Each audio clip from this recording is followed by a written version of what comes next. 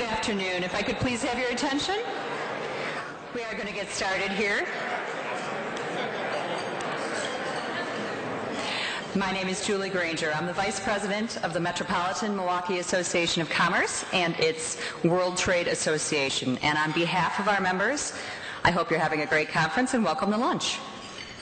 The World Trade Association was formed back in 1932, and in the many decades since, the exports from our region continue to rise at a rapid pace. Today they contribute $16 billion to our gross regional product, and they'll play an even more important role in the decades to come. Fortunately, the Milwaukee region has a strong base of companies that export their goods and services, as well as the firms that support them in those efforts. And the opportunities have never been better for thousands of small and mid-sized companies who are ready to enter the global market. And that's really what today is all about: helping companies start exporting, strengthen their export strategies, and learn from each other. Thank you all for coming today. And once again, thank you to our sponsors for making this conference possible. I'd like to now invite Dan Garrity to say just a few words on behalf of Platinum sponsor White Hirschbeck Dudek. Dan.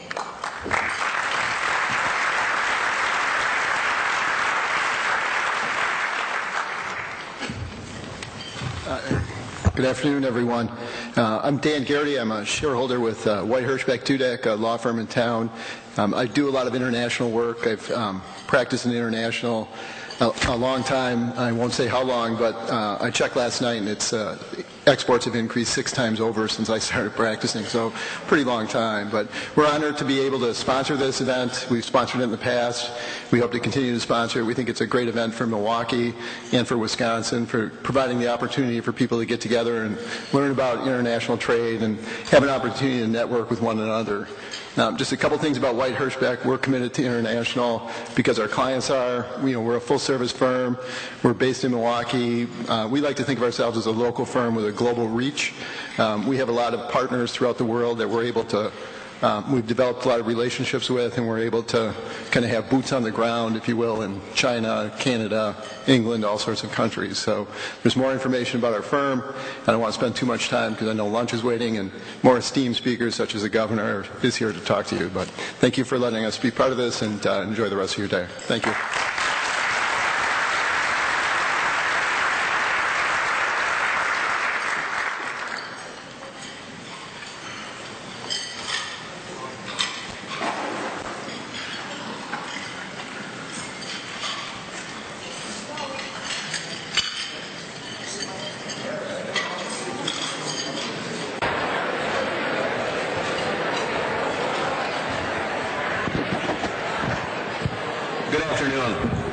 We're still serving, but please continue to eat. We've got a pretty tight timeline. We want to keep you on that timeline, so continue to eat. The governor will be fine while you're eating, so continue to do so. Welcome, everybody. My name is Ted Kellner, Executive Chairman of Fiduciary Management, and also MMAC Chair, and welcome today, and thanks for everything all of you do and you represent for the state of Wisconsin and this region. Julie made the comment that what you do and your companies represent are $16 billion of economic exports. For the state, that number is actually $23 billion, and that number is growing, and has grown for 5 years.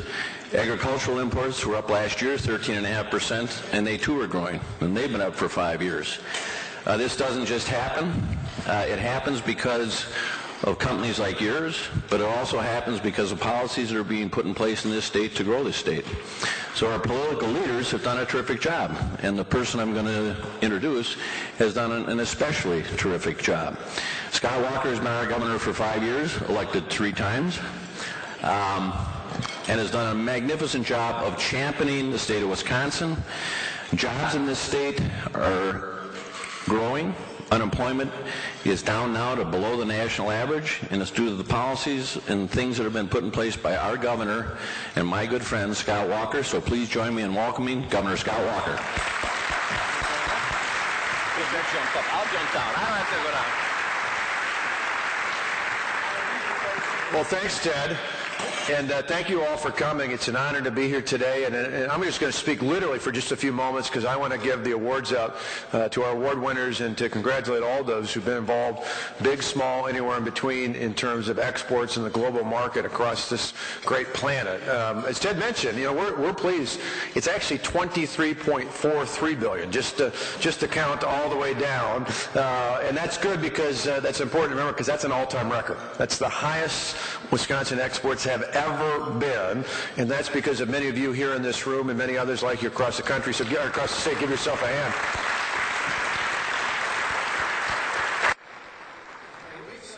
Different areas. I mean, we were just a few weeks ago, the Wisconsin Economic Development Corporation team and I were in Europe. We were in Germany and France and Spain. It's interesting, different areas. In Germany, we were over at this amazing fest that they have in Hanover that is really the world's largest manufacturing-related industrial fair out there. And so we were there. There's literally something like 17 buildings that are about the size of McCormick Place down in Chicago, filled with exhibits and customers and would-be customers. And so we were out in full force. We brought a delegation over with us. And for any of you thinking about, exports are just about big companies, be reminded there's a lot of great big companies that do exports and imports in and out of Wisconsin. But usually most of the work we do is helping mid and small-sized companies kind of break into these markets. And so in Germany, both export and import-wise, top of the list for us is industrial machinery. Overall in this state, you see a heavy push in terms of medical devices and instruments and things like that related to bigger companies like GE Healthcare. But in industrial machinery, there can be big companies and small and everything in between. There's certainly a lot. We just had Ben Bransell, our Secretary of the Department of Ag, Trade, and Consumer Protection, just came back from China. As Ken the other night, kick off to our Blue Ribbon auction for livestock at the fair we kicked off the other day at Millard.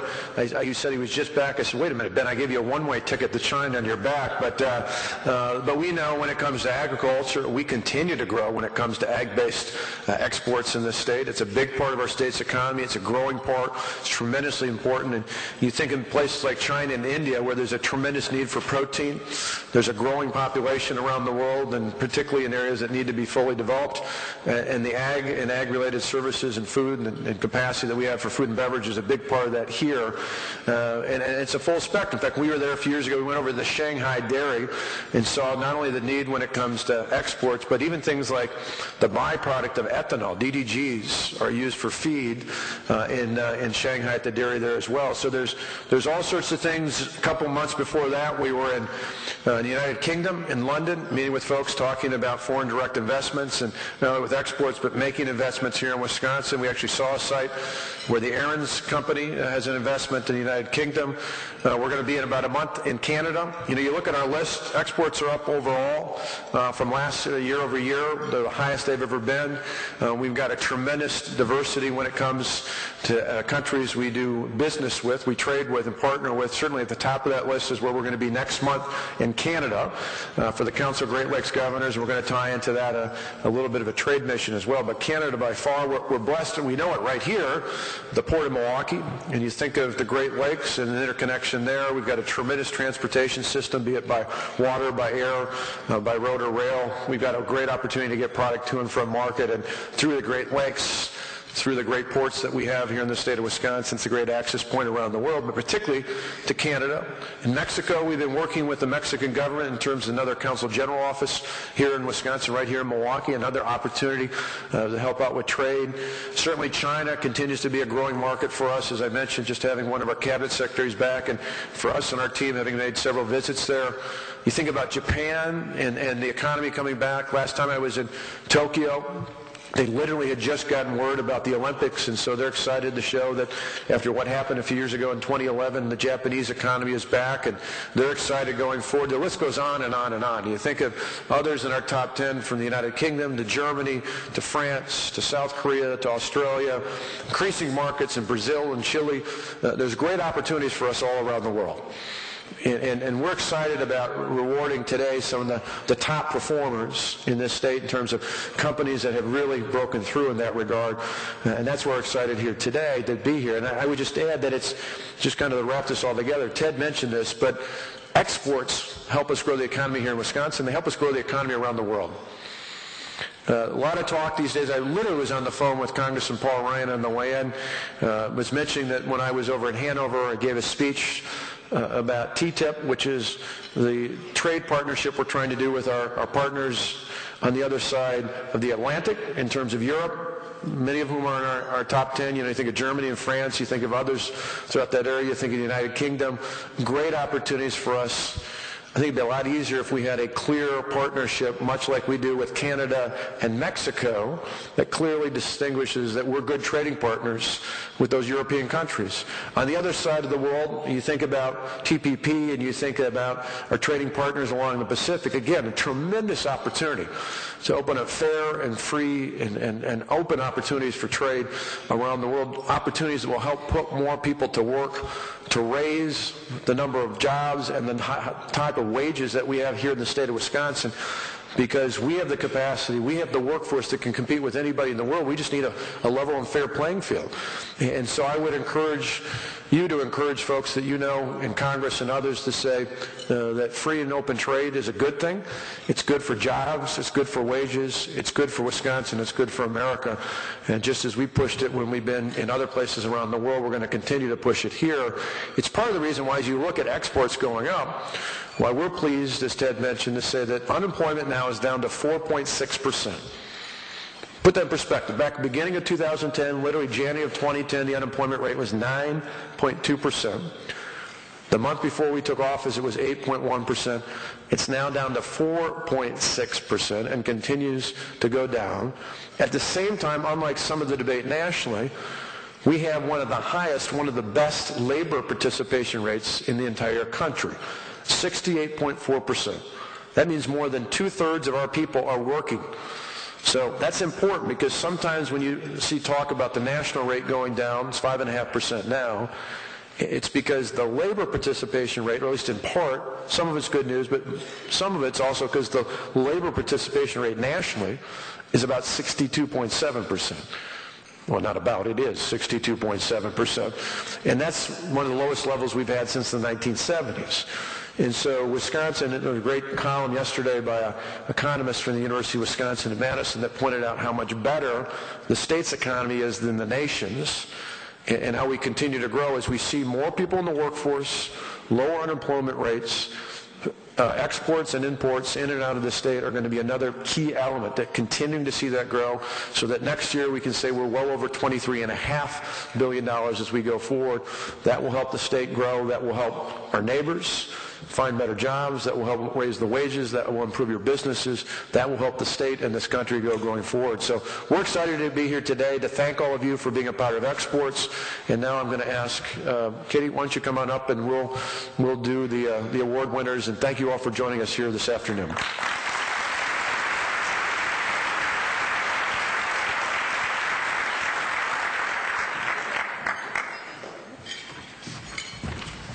I wanted to take an opportunity before we start with the awards to thank, on behalf of Secretary Reed Hall and myself, for your great support of Exports in Wisconsin. Thank you.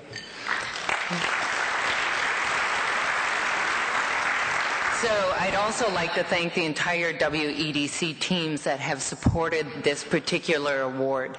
We had a record number of applicants, and I personally wish we could have awarded every single one. But I'm going to announce the first winner, and this is not in any order. I'd like to announce that Chippewa Valley Bean Company of Menominee, Wisconsin has won. And I'd like to... thank you. And I'd like you to watch the video that will tell you about their business in Wisconsin.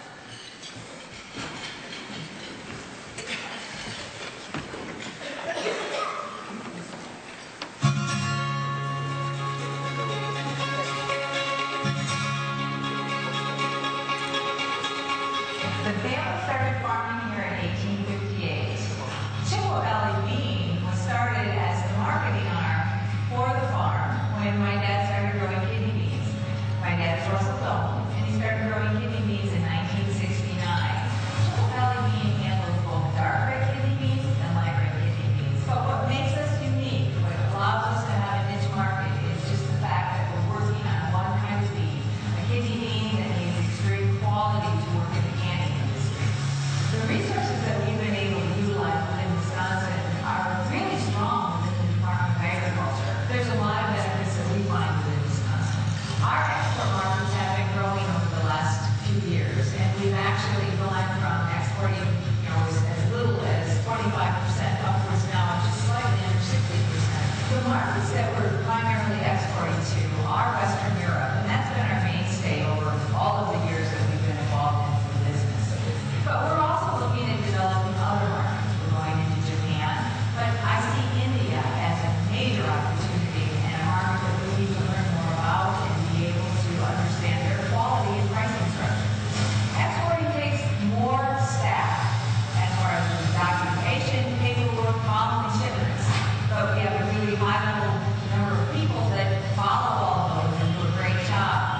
first started, I wasn't quite as involved with exporting, but for the past year and a half, as it's got busier, I've done a lot more.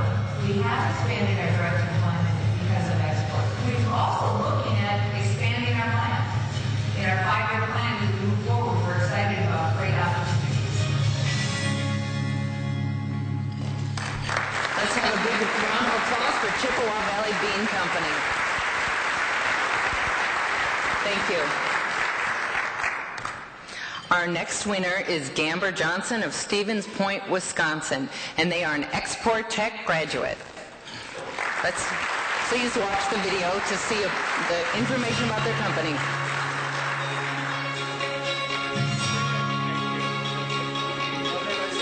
Gamber Johnson was founded in 1954 here in Stevens Point, Wisconsin, as a wooden furniture manufacturer.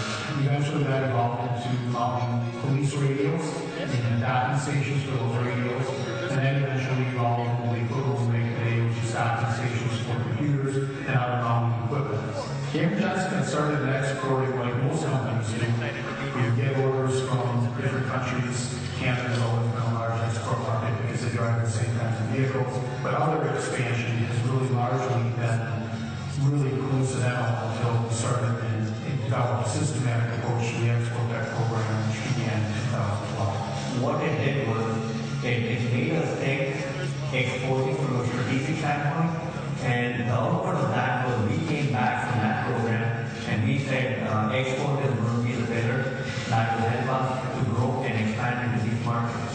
We've gone from hardly any export sales outside US and Canada to about 11% of our sales now coming from outside US and Canada. I think the export is growing. We're going to continue to make more and more and sell more and more stuff. When it comes to getting access to a market, WEDC has experts that are all over the world, that are there to help us. For us to add jobs in Wisconsin that are good paying jobs, whether it's engineering, whether it's manufacturing, engineering, assembly jobs, we need to export. Not only are we adding jobs here, we are indirectly adding more jobs to the community. The success that we've had is because of the team that we have. It's about people and people that we have make it happen.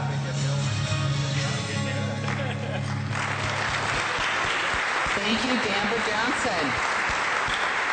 Our third and final winner is Prevention Genetics of Marshfield, Wisconsin. Please come up, Dr. James Weber, Amy Nystrom, and Kong Xiong.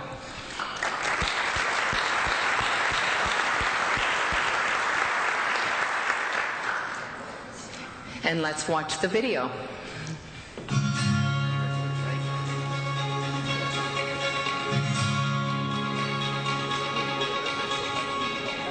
Prevention Genetics does clinical DNA testing. We perform tests for primarily rare genetic diseases, and these can occur across anywhere in the world. So we get most of our specimens from the U.S., but we get specimens from just about everywhere throughout the world. Most other countries, with the exception of Europe, do not have the technology and the expertise we have for DNA testing here in the U.S. We've located here in Marshfield, centrally in Wisconsin, being able to recruit those technicians from the state universities is quite helpful. We find that in general they're very well trained, they're highly motivated, training wise. We have individuals like myself from Canada, we have individuals from India, China. They give a different perspective and how things operate in different countries, which ultimately help with exporting. 26% of our revenue last year came from exporting activity, which was over 70 different countries. We provide a service, and with the service, a lot of it is more so than a product, is relationship building. So it's very important for us to build those relationships. I think the biggest thing is that we've actually formalized our sales and marketing process to include international sales activity as well. So we've been to about 5 or 6 different international trade shows. A lot of that with help of the WEDC and financial support. What we did is we identified 5 markets that we really wanted to put our strategy into. And the WEDC has been a partner for us. There's a lot of things to understand. Each country that you decide that you're going to have a strategy for is different. We went on a trade mission to the Middle East. One of our PhDs there speaks Arabic and is from that area. And through the help of WEDC, they were able to arrange 14 different meetings and discussions for us with those healthcare providers over there. So that has been a tremendous help for us. Thank you, Prevention Genetics. And thank you, Governor, for providing the award.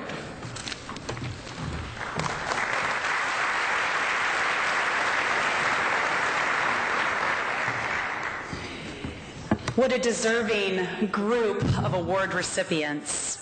Good afternoon, my name is Gretchen Jameson, and I serve as Vice President at Concordia University. And on behalf of our President, Reverend Dr. Patrick Ferry, our 8,000... This really creative interview, so she went out, she said, do you like to shoot? I said, sure.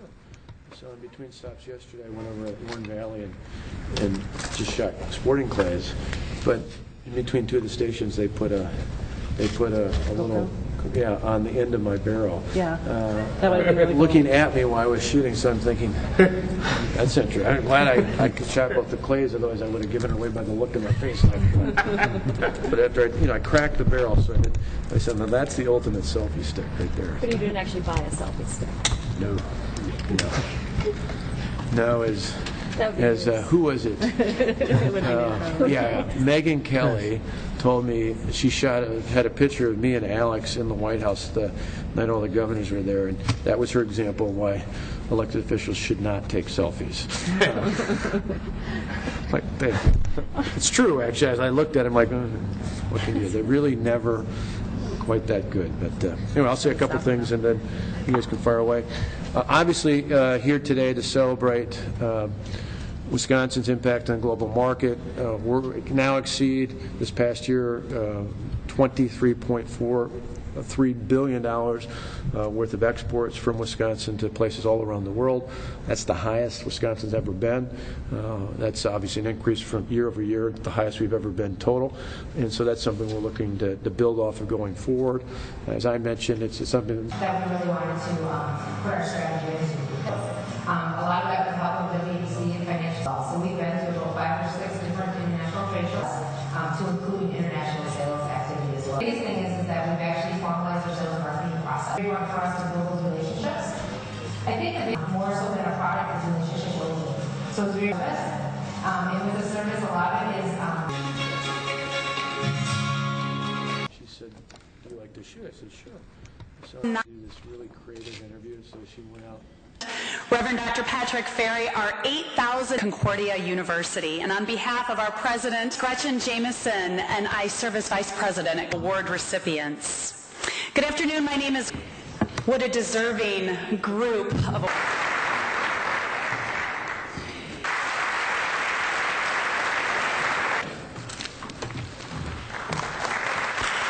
And thank you, Governor, for providing the award.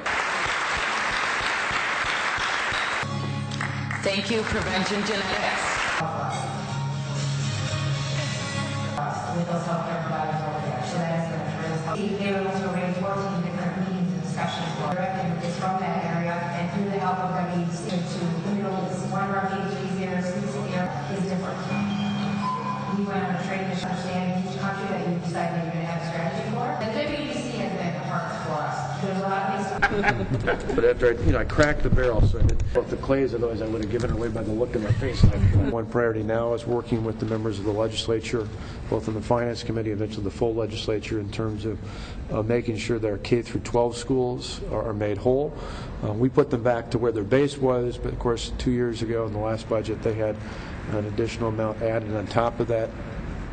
Most, if not all of them, have added that into their base. So we're looking at a way to find some other savings, working with the legislature to put that about $127 million back in total. In terms of other adjustments, I think our big push working with the legislature is going to be try to get them to take another look at the authority. If not the authority, at least at a minimum, some of the flexibilities we give the UW, because we think that's imperative for an adjustment to their budget that reflects 2.5% of their total budget.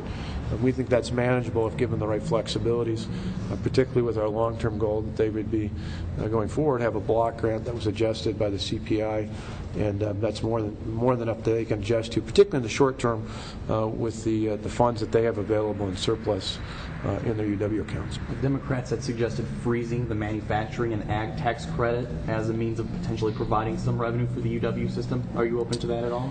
I think in that case, we have to put up a red flag. There's a lot of jobs that have been created or in the process of being created in our state's two largest industries. That's manufacturing and farming, agriculture here. And I'd hate to see us slow down something that I think has had a major impact in terms of helping create jobs, create opportunities, create investments in areas where there's a dramatic need for jobs. I know in southeastern Wisconsin in particular, it's not the only thing, but one of the more compelling arguments for many of the businesses that have come north of the state line into Kenosha, Racine, and even parts of Milwaukee County has been the fact that it's much more competitive for a manufacturer here. If we pulled back on that, I worry that would have might lead to those employers pulling back on the number of jobs that they're creating and the things they're doing to raise wages here. I think there are other ways we can do that to make sure that K through 12 funding is taken care of. I think in terms of UW, again, it's 2.5% of their total budget of all funds. We think it's very realistic that if they use the flexibilities we proposed in the original authority idea, they'll be more than able to make do going forward. Governor, the 20-week abortion bill has been introduced. Can you talk a little bit about that, the priority for you, and timing? Timing we'll work with the legislature on. I've just said all along, I think I'm pro-life, but I think whether you're pro-life or not, after 5 months, when an unborn child can feel pain, when there are inherent risks in terms of procedure, I think pro-life or not, the majority of people believe that that's a realistic requirement going forward, and that's something I hope the legislature will pass. In terms of the time, again, our focus right now is on the budget, but hopefully that's something they can do parallel to their work on the budget process. You said the next president should be someone from outside Washington. We have 3 people enter the Republican side of the race this week. Your thoughts on how they fit into that message and any impact on your decision? Well, I think overall, Republicans and voters in general are blessed that they're going to have many quality choices. Republican field overall is growing. I think there'll be considerably more candidates between now and the time the first primaries start. But I think that's a blessing for Republican voters, primary voters, caucus voters to have that kind of a choice. What I hear, though, is 3 quick things. I hear people want someone new and fresh. They want someone from outside of Washington with big, bold ideas. And most importantly, they want someone who does more than talk, that can actually get things done. They want someone who can fight the big fights and win those fights, not just at the ballot box, but win overall. And that's why we hear a lot of feedback from people who say, there's a lot of great candidates out there, would-be candidates out there, but there's only one that they think fits each of those 3. It's why we're giving serious consideration to it, but we won't do anything. We won't make any public pronouncement one way or the other until after the budget's signed. Governor, a couple of water pollution questions, if I could. It sounded, first on phosphorus and then Dane County. It sounded like on phosphorus, the DOA and DNR are emphasizing a go-slow approach and not really estimating the benefits of cleaning up the water. And also on Dane County, on that budget item on Dane County, is it just a punishment of Dane County? No, on the latter. And on the first, I mean, the bottom line is we want clean air, clean land, clean water.